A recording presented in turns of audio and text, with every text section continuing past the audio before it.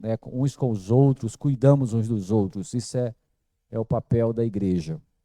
Então vamos ler a palavra do Senhor. Estarei lendo aqui a partir do verso 1. Hebreus 4 diz assim: Temamos, portanto, que, sendo-nos deixado a promessa de entrar no descanso de Deus, suceda parecer que algum de vós tenha falhado. Porque também a nós foram anunciadas as boas novas, como se deu com eles. Mas a palavra que ouviram não lhes aproveitou, visto que não ter sido acompanhada pela fé naqueles que a ouviram. Nós, porém, que cremos, entramos no descanso, conforme Deus tem dito. Assim jurei na minha ira, não entrarão no meu descanso, embora certamente as obras tivessem concluídas desde a fundação do mundo. Porque em certo lugar assim disse, no tocante ao sétimo dia, e descansou Deus no sétimo dia de todas as obras que fizera.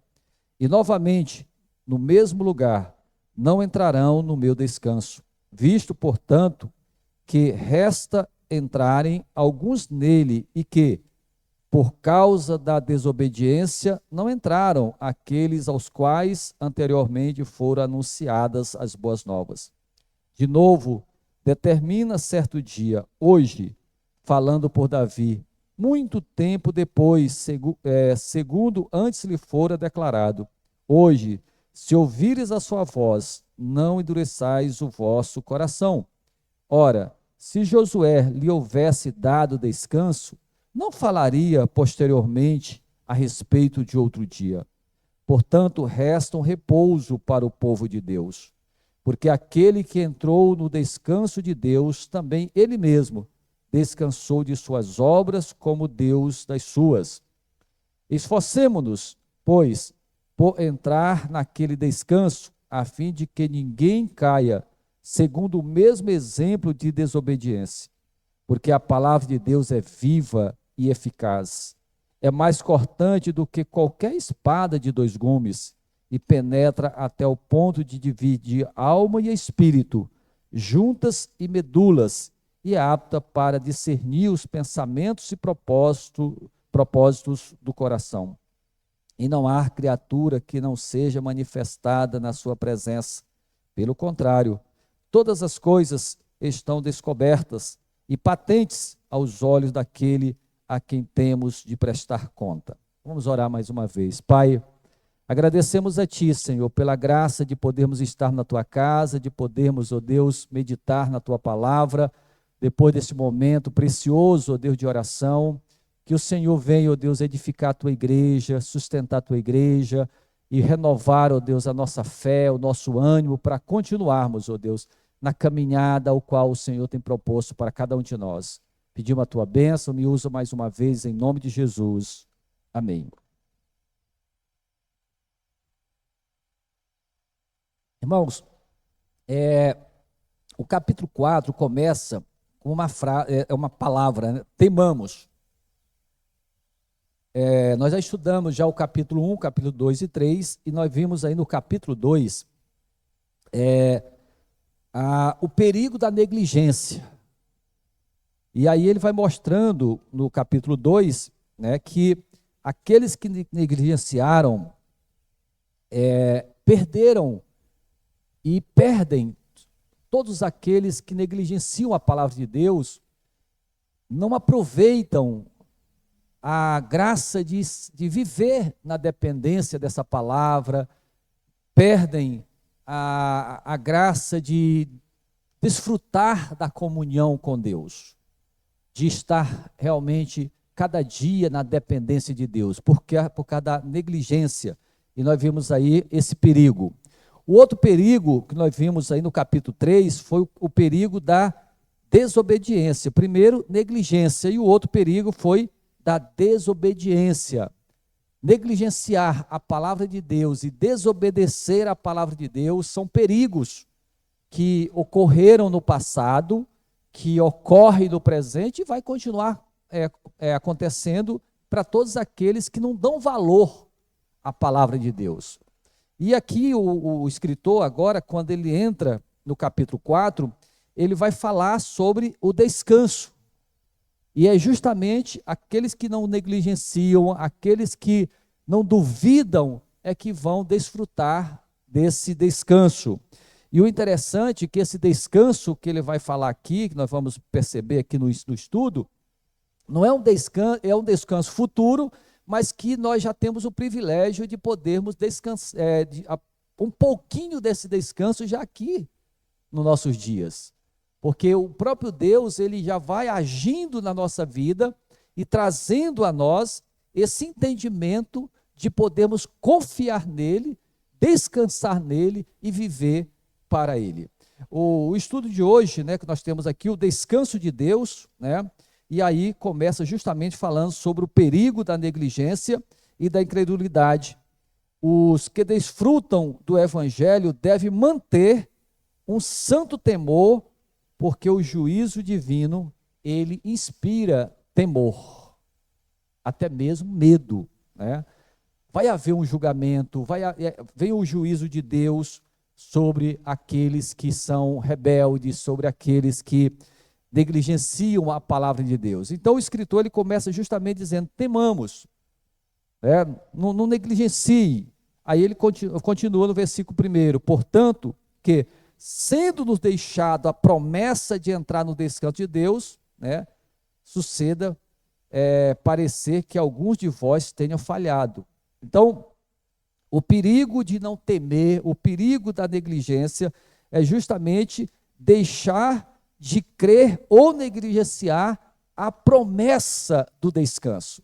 Veja que ele está falando aqui ainda promessa, né? Uma promessa que toda a palavra de Deus, a Bíblia Sagrada, ela vai falando a respeito desse descanso, né? Dessa promessa que nós temos, e aqui ele fala justamente que muitos, né, por não crerem, por não tomarem posse dessa verdade, ele diz aí o texto, né, que falharam. E ele vai mostrar justamente o que aconteceu lá no deserto. E aqui ele diz aqui, justamente alertando para nós não agirmos como eles agiram.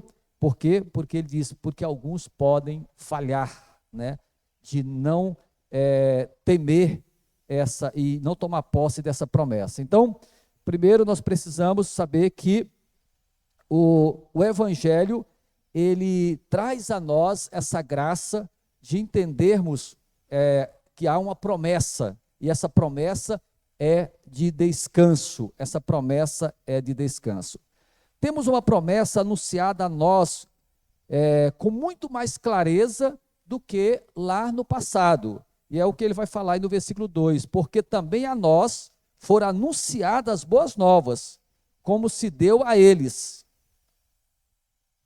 Olha só, as boas novas que foram anunciadas lá no Sinai, através de Moisés, o próprio Deus se manifestou com muitos milagres, agindo no meio do povo. As boas novas que foram anunciadas a eles, também foi anunciada a nós. Só que há uma diferença. Hoje, nós temos muito mais clareza, porque já aconteceu aquelas promessas do Cristo, do Messias. Hoje nós sabemos tudo o que já aconteceu, tudo que o Senhor mesmo revelou através da palavra de Deus, dos evangelhos. Hoje nós temos uma clareza muito grande a respeito da pessoa de Cristo e do sacrifício de Cristo. Então ele está dizendo aqui que o mesmo evangelho foi pregado, só que para nós hoje está muito mais claro. Está muito mais claro do que para eles. Mas olha o que ele diz aí, que as boas novas, como se deu a eles, mas a palavra que a ouviram não lhe aproveitou, visto não ter sido acompanhada pela fé naqueles que a ouviram. Quer dizer, eles ouviram o evangelho lá no passado, mas a palavra que foi pregada a eles não deram crédito, eles negligenciaram, eles duvidaram. Por isso que o escritor está aqui dizendo justamente que essa mesma palavra, essas mesmas boas novas que foi anunciada a eles, mas eles ouviram, mas não houve aproveito. Eles não aproveitaram.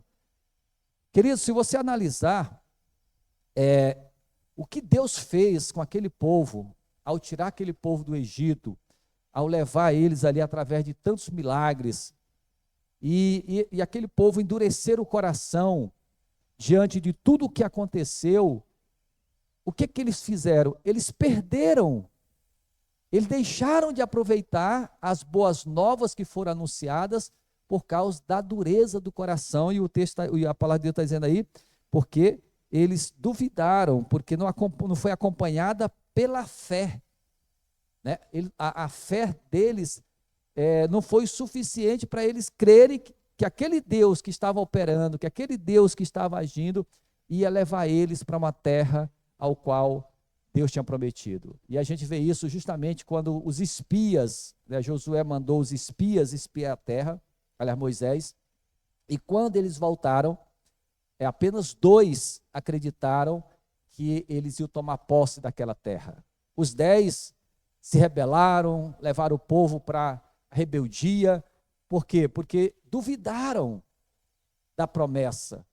Mas apenas Josué e Caleb tomaram a decisão de crer nas promessas, e foi justamente os 2 que tomaram posse da terra prometida. Aqueles 10, com todos aqueles rebeldes, eles não tomaram posse, e aqui o escritor, ele usa justamente sobre isso, dizendo, eles ouviram a palavra, mas não lhes foi aproveitoso, eles não aproveitaram, né? Visto que não houve um acompanhamento da fé, a fé deles fracassou, eles negligenciaram, e assim eles perderam a graça de poderem entrar na terra prometida, ao qual Deus tinha prometido.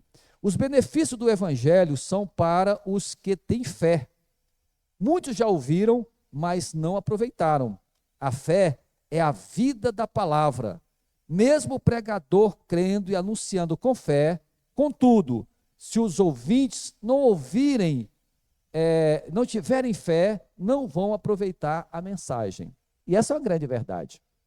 Se o pregador, ele pode pregar a palavra genuína, ele pode pregar realmente crendo no que está pregando, mas aquele que está ouvindo, se ele não crer na palavra, ele vai ouvir, às vezes vai até achar bonita a mensagem, mas não vai aproveitar o benefício dessa palavra. Não vai desfrutar dos benefícios que o evangelho traz. Veja que o evangelho são boas novas. E essas boas novas, o versículo 2 diz aí, que foram anunciado a nós e a eles também. Mas por causa da falta de fé, eles não aproveitaram, eles não desfrutaram. E quantos, queridos, também não já passaram por esse momento que tiveram de ouvir a palavra, mas não dão crédito, não estão ligando. Às vezes vêm para o culto, mas não se atentam para o que está sendo ensinado, não se atentam para o que está sendo pregado. Às vezes vão para a sala anexa, ficam conversando, vão tomar água, né? E não estão se atentando, e a palavra está sendo pregada, o pregador está pregando a palavra genuína, o pregador está anunciando com fé essa palavra, acreditando no poder dela, mas os ouvintes não estão se atentando, os ouvintes não estão ligados, e aí quem é que perde? Quem que vai perder? São justamente aqueles que não creram, vão deixar de aproveitar os benefícios que essa palavra traz, que essa palavra nos dá. Queridos, é uma riqueza, é um privilégio. No capítulo 1 da carta de 1 Pedro, que nós estamos estudando durante essa semana, ontem nós estivemos meditando sobre a riqueza que está guardada, a herança, né? Pedro fala lá sobre a herança incorruptível, a herança sem mácula, que está guardada para vós outros. E aí as pessoas não dão crédito, não se atentam, vão acostumando apenas em ir ao templo, ou às vezes nem ir mais, não tem mais vontade de estar na igreja, não tem mais vontade de cultuar a Deus, não tem mais vontade de ler a Bíblia, não tem mais vontade de orar. E quem é que vai perder, queridos? É justamente aqueles que negligenciam. Mas nós precisamos nos atentar, porque aqui a palavra de Deus está nos chamando justamente para nós não sermos esses negligentes, né? Para não sermos esses negligentes. Por isso que ele está falando aqui de algo precioso. Ele está falando aqui de uma promessa. E essa promessa é justamente o benefício de Deus para nós. Por isso, os benefícios do Evangelho são para aqueles que têm fé, para aqueles que creem, para aqueles que confiam na palavra do Senhor. Então, muitos já ouviram, mas não aproveitaram e vão continuar vivendo uma vida sem fé, vão continuar vivendo uma vida de briga, de intriga, sem aproveitar o benefício que é a palavra de Deus. E o escritor está dizendo aqui no versículo 2, justamente, que essas boas novas foram anunciadas. E veja bem, foram anunciadas lá no passado, eles não creram, não aproveitaram, não foram beneficiados, assim como muitos hoje. Então, se nós também negligenciarmos, se nós também não crermos nessa palavra, também nós vamos perder os benefícios que ela traz para nós. Os benefícios que ela é realmente o alimento para a nossa alma. E aí no versículo 3, ele diz aí, olha só, nós, porém, que cremos, entramos no descanso. Esse descanso é o descanso de Deus. Para quem? Para os que crerem. E esse descanso, queridos, já é aqui. A gente já aproveita, já delicia dele aqui. Lógico que o perfeito, o completo, é na eternidade. Mas já aqui nós já podemos descansar nesse descanso de Deus. E para quem? Para aqueles que creem. A perturbação, as angústias, elas vão vir. Mas quando nós desfrutamos do benefício do Evangelho, esse mal que muitas vezes vem para cima de nós, eles vão ser vencidos. Por quê? Porque nós vamos descansar naquele que prometeu, que traz a nós a paz dele. A minha paz eu vos dou. Não é a paz do mundo. Não depende de circunstância, né? E aí ele diz, embora, aí no versículo 3 ainda, né? Como Deus disse, assim jurei na minha ira, não entrarão no meu descanso, embora certamente as obras tivessem concluída desde a fundação do mundo. Veja que esse descanso que ele está falando aqui, ele traz justamente agora, a partir daqui, ele vai mostrar tanto a promessa da terra de Canaã, como também a respeito do sábado, né? O descanso ali do sábado. O descanso é uma abençoada união com Cristo que nos levará para o descanso celestial. Então, esse descanso aqui já é uma comunhão, é uma união, é uma dependência nossa vida com Cristo. O Evangelho, ele vem até nós para justamente nos unir a Cristo. O que é que a palavra de Deus diz lá em Efésios? Que havia uma barreira entre nós, havia uma barreira que nos separava, nós éramos inimigos de Deus, nós estávamos condenados e o Evangelho chegou até nós. E o que esse Evangelho fez? Quebrou essa barreira que existia, tirou essa inimizade que havia entre nós e Deus e nos uniu ao Senhor. Então, as boas novas do Evangelho, ela nos leva para intimidade com Deus, ela nos leva para uma vida voltada para o Senhor. E aqui eu quero comentar sobre o sábado. O descanso do sábado é uma base na certeza de outro descanso além do sabático. O sábado, ele tinha uma representação, ele era apenas ali um tipo de o descanso que Deus tinha e tem para nós. Então, o descanso do sábado era apenas uma base dessa certeza que o descanso sabático ele ainda vai acontecer pleno lá no céu. É certo que Deus, depois de ter concluído a obra da criação, ele entrou nesse descanso. Por isso que a Bíblia diz que Deus descansou. É certo que Cristo, depois de concluir a obra da redenção, também entrou nesse descanso. Por isso que a Bíblia diz que ele está assentado à destra de Deus nas alturas. E aí, diante dessa verdade, o que é que ele faz por nós? Ele nos garante para aqueles que creem que também vai haver um dia que vai haver o descanso eterno. Depois da fadiga deste mundo, depois de nós sairmos das nossas aflições aqui, vai haver um descanso eterno. Por quê? Porque Deus prometeu e ele descansou depois da sua obra da criação. Cristo descansou depois da sua obra da redenção.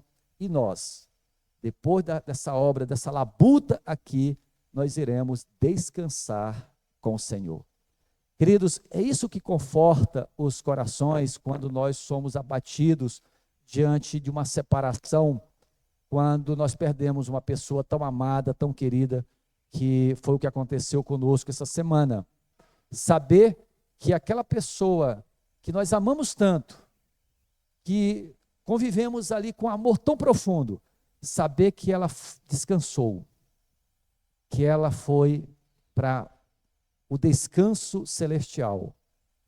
Nada pode trazer mais consolo ao coração nosso do que saber que a pessoa amada, seja esposo, mãe, filho, partiu em Cristo, partiu crendo nessa verdade, vai descansar. E esse é o descanso eterno, que também um dia nós iremos descansar. Então, esse é o consolo de Deus. Esse é o consolo do Senhor, porque Deus descansou após a sua obra da criação, Cristo descansou após a obra da redenção, e nós iremos descansar após a nossa labuta aqui nessa terra. Mas, queridos, é vivendo, crendo nessa verdade, é que nós vamos, diante das lutas terrenas e dos momentos que nós passamos aqui, nós vamos desfrutar dessas promessas do Evangelho. O Evangelho, ele está nos revelando boas novas, as boas novas de salvação, as boas novas do reino, as boas novas de Cristo, as boas novas que há uma promessa eterna para nós. E quando nós cremos nessa verdade, não tem como nós não sentirmos a paz de Deus, o consolo de Deus. Saber que há um descanso, e esse descanso são justamente para aqueles que creem, e nós vamos desfrutar desse descanso. Veja que o sábado apontava para o descanso eterno, mas também a terra física, ela também apontava para o descanso de Deus. Veja o que diz o versículo 8. Ora, se Josué lhe houvesse dado descanso, não falaria posteriormente a respeito de outro dia. Portanto, resta o repouso para o povo de Deus. Jesus é o nosso Josué. Nós sabemos que Josué, ele conduziu o povo para a terra prometida. E aquela terra foi uma promessa de Deus, mas ela não era um tipo. Havia um descanso para aquele povo ao entrar na terra prometida. Josué conduziu o povo para aquela terra, mas nós sabemos como foi depois. A rebeldia daquele povo, aquela terra, eles tomaram posse, mas nem todos toda a terra foi conquistada. Por quê? Porque aquela terra era apenas um tipo. Aquela promessa ali da terra física era apenas um tipo da terra da promessa celestial. Josué, ele foi usado por Deus para conduzir o povo para tomar posse da terra, mas que realmente vai nos conduzir para o descanso celestial é o Cristo Jesus, o nosso Josué, Jesus. Ele sim, é Ele que prometeu e é Ele que vai nos levar. Então a terra era apenas também, ela apontava para o descanso divino, porque Jesus é o nosso Josué e Ele vai descansar, vai fazer descansar a nossa alma em um descanso glorioso. É um descanso de glória que temos para nós. A terra prometida houve lutas, a terra prometida ela foi conquistada, mas ela não era o descanso final. Por isso que o escritor diz aí, no versículo 13, ora, se Josué houvesse dado descanso, não falaria posteriormente a respeito de outro dia, porque foi justamente o que Davi falou sobre esse descanso futuro.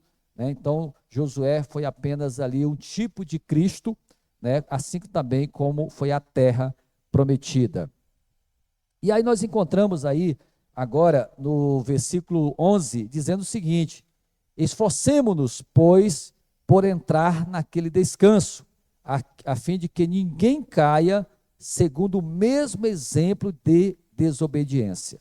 Ele fala aqui da desobediência daquele povo, e essas experiências que aconteceram lá no passado, tanto boas como ruins, elas servem para nós como exemplo hoje. Homens que foram fiéis ao Senhor, homens que temeram ao Senhor, homens que honraram ao Senhor, vão servir para nós de exemplo.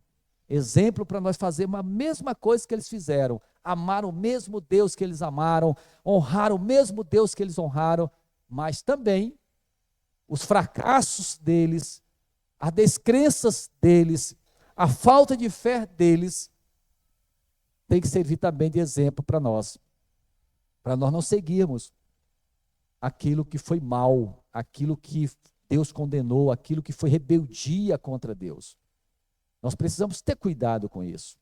E a palavra de Deus está falando justamente sobre isso aqui, para que nós não venhamos imitar aqueles que fracassaram, aqueles que não entraram no descanso lá no passado, que era apenas um tipo, mas era um tipo que serve de exemplo para nós.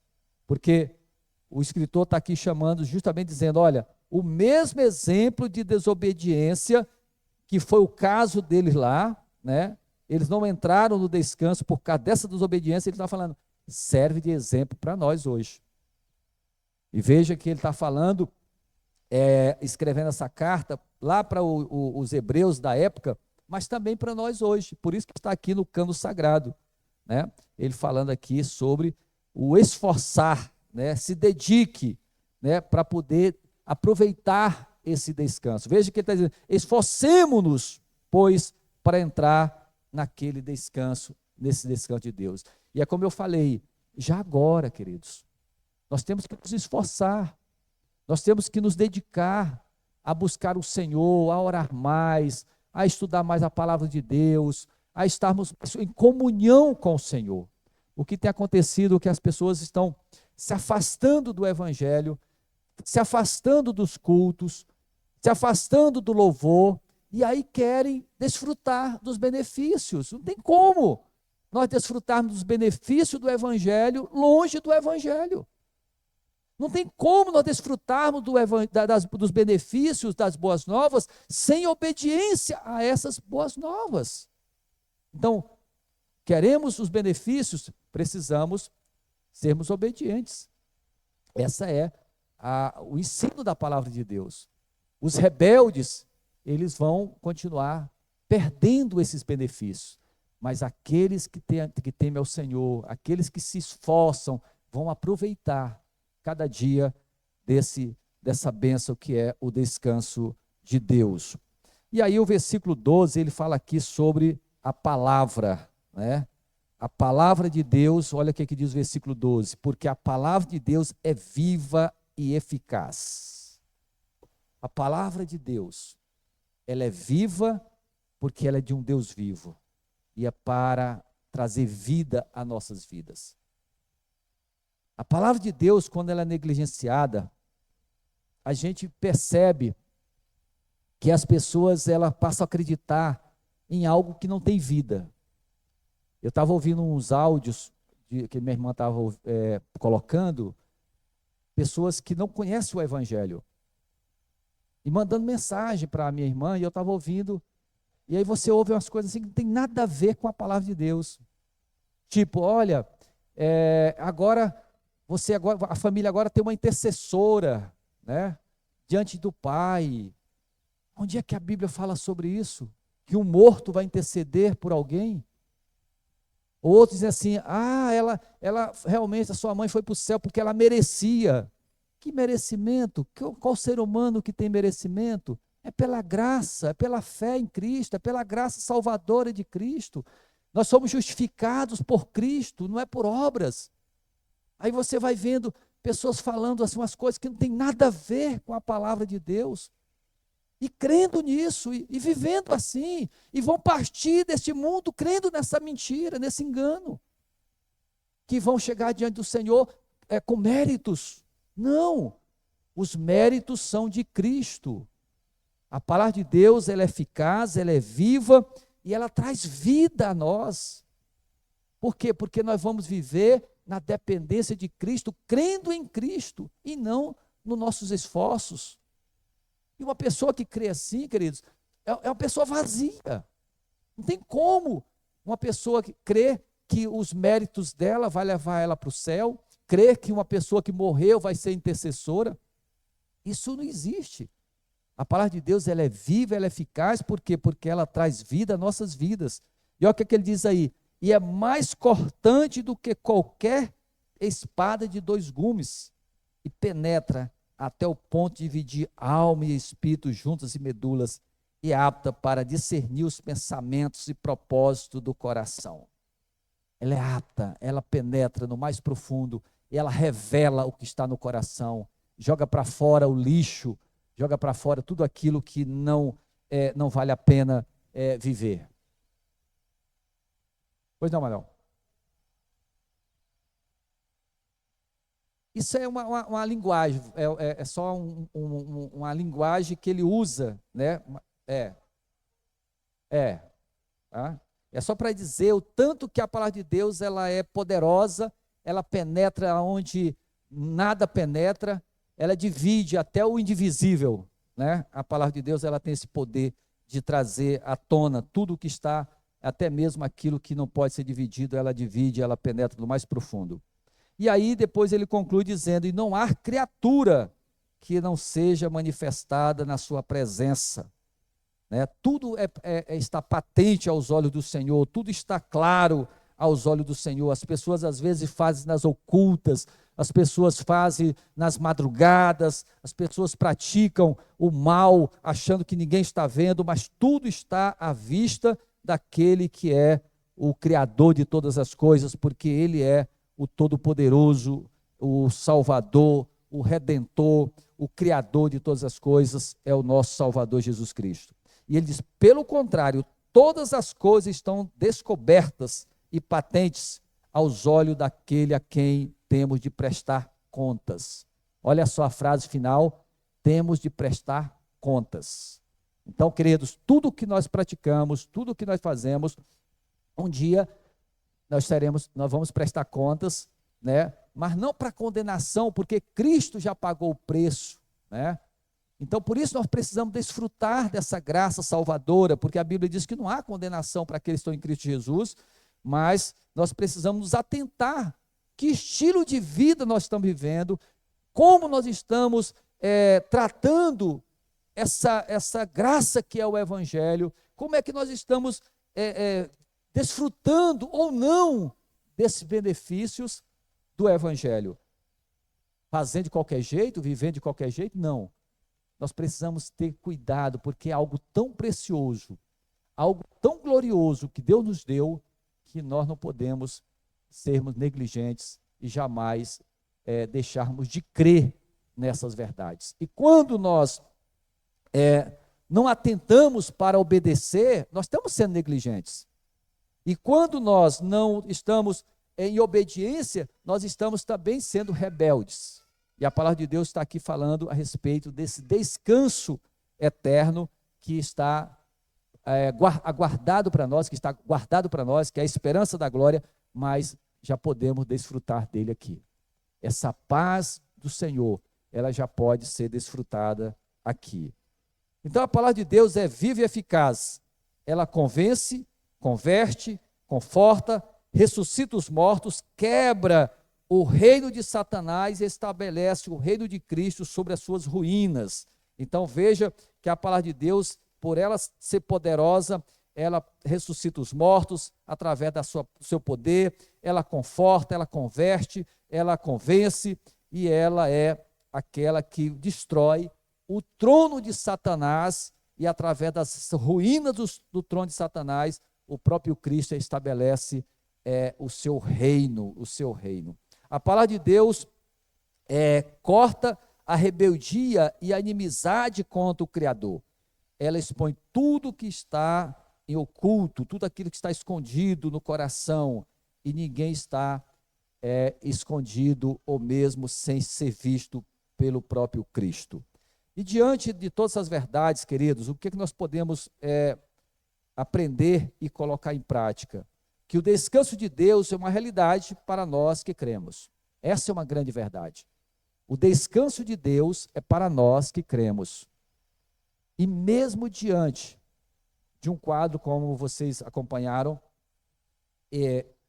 esses dias, né, a semana passada foi tensa, foi uma semana bem complicada para nós, a família, ali, uma semana toda dentro de um hospital, e vendo a nossa mãe partindo, mas queridos, mas como Deus confortou, e todos os momentos ali, nós estávamos ali louvando ao Senhor, cantando hinos de louvores a Deus, lendo a palavra de Deus, compartilhando com a palavra de Deus, e como Deus foi glorificado, e como nós fomos confortados. Queridos, essas experiências que nós precisamos ter, crendo no Evangelho. A promessa de Deus é uma realidade, é algo real, nós não somos religiosos. Os religiosos, eles têm experiências quando estão ali na prática da religião dele, quando eles estão ali praticando, e depois não existe mais nada. Não, nós não, é dia a dia. Todos os momentos a gente vai experimentando essa graça do Senhor, essas boas novas de Deus, trazendo a nós aquilo que realmente ela faz, que é trazer vida de Deus a nossas vidas.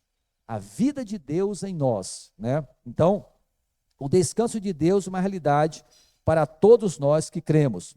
Esse descanso já podemos desfrutar, como eu falei, já aqui, né? Não vamos negligenciar e sermos incrédulos, né? Como foram aqueles que ali no deserto poderiam muito bem ter desfrutado muito mais de Deus, eles poderiam ter muito mais tido experiências com Deus, né? E você vê o caso de Caleb, né? Caleb, quando chegou aos 85 anos, ele diz aí a palavra do Senhor que ele estava com vigor, né? Ele chega ao ponto de dizer, olha, eu estou com o mesmo vigor de 40 anos atrás. Pois não, querido?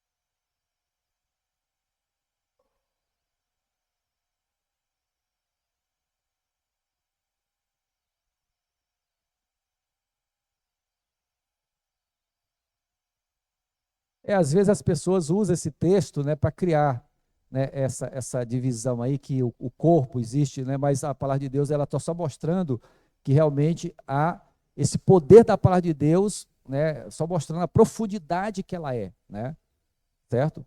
Então, queridos, diante de toda essa exposição aqui do capítulo 4, nós precisamos, como diz o texto aí, o primeiro versículo, temamos, né, temor, não é ter medo.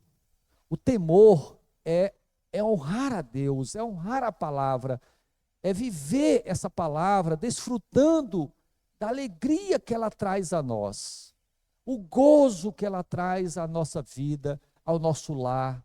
Quando nós, queridos, colocamos essa palavra em prática, nós vamos experimentar esse gozo, nós vamos experimentar essa alegria, nós vamos experimentar essa comunhão, essa graça de servir ao Senhor, não por obrigação. Nós não somos chamados para vir ao templo, vir aqui no estudo bíblico, participar da semana de oração, ou mesmo da escola bíblica. Não, nós não fomos chamados para vir aqui por obrigação, não. Quando nós estivermos saindo de nossas casas para vir cultuar a Deus, vamos nos preparar para chegarmos aqui como igreja que somos, desfrutarmos dessa alegria. Por isso que ele começa dizendo aí, né? Portanto, sendo deixada a promessa de entrar no descanso de Deus, suceda que alguns se perdem. Por quê? Porque vão relaxando, vão ficando relaxados, não vão dando mais valor, não tem mais compromisso, né? E aí isso vai perdendo, é como aquela brasa fora do braseiro, né? Você pega uma brasa, ela está acesa ali, mas você tira do braseiro, daqui a pouco ela está apagada. Então nós como igreja, nós precisamos estarmos nos aquecendo uns com os outros, né? E nos aquecendo com a palavra de Deus. O Espírito de Deus é trazendo essa vida às nossas vidas e fé, para que possamos continuar crendo no Cristo, que um dia nos levará para o seu descanso.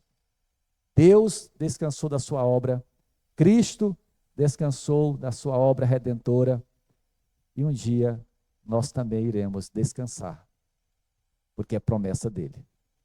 Não seja negligente, mas se empenhe cada vez mais em aproveitar essa graça de sermos, como diz Pedro, né? No capítulo 2 da primeira carta de Pedro, uma nação santa, um povo de propriedade exclusiva de Deus. Nós fomos comprados pelo sangue de Cristo para proclamar essas verdades do Evangelho. Pois não, querido?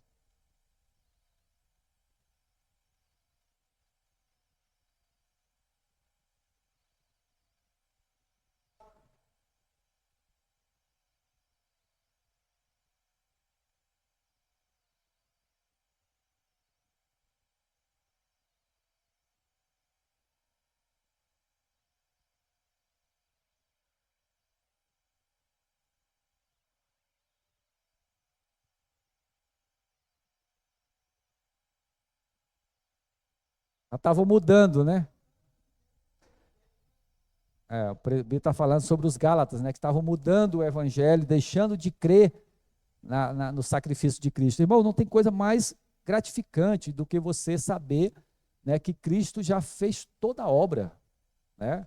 Cristo já venceu a morte, Cristo já ressuscitou, Cristo já está sentado à destra do trono de Deus, Cristo já prometeu uma morada eterna, Cristo já prometeu até a sua casa, né? A casa de meu Pai, né? Então, é descansar nisso. Esse é o descanso de Deus para nós aqui, né? Descansar no Senhor. Tem uma música, né, do grupo Logos, né, que fala sobre que o descansar, né, que o maior, até tem uma frase, eu acho que o Ed deve lembrar dessa canção, que o pastor Vilmar gosta muito dessa canção, que o maior desafio nosso é descansar no Senhor, né? É descansar no Senhor. Então, queridos, vamos aproveitar, vamos viver o Evangelho, vamos descansar no Senhor, e diante de qualquer tribulação, nós sabemos que elas vão vir, né? Seja o qual nós passamos, a família do irmão Mourão aí também passou, e muitos já passaram também por percas,